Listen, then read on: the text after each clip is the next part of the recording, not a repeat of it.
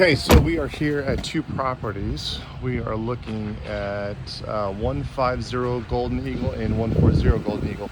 We are doing a video of both this property here and this property over here. A couple things just to note. Whenever you're doing rental properties, always use this contractor lockbox. You can pick these up at Home Depot. They're pretty cheap, and we use those to keep keys in there so we can let trades and contractors in whenever we want to. One thing I want to mention, when you're buying a rental, appliances are very key. We don't wait on appliances. If this looks a little bit different, if that sign looks a little bit odd, you're correct. This is actually from a scratch and dent. Your tenants are gonna destroy your refrigerator over time anyway, so why not go pick something up at a scratch and dent to save yourself a little bit money. So just coming in, just showing a quick video on this.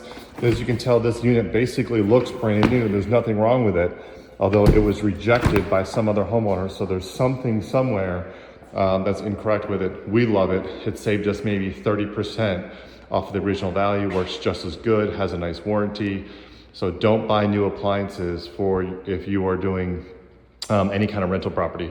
Go to your scratch and dent, pick them up there. It's gonna save a lot of money.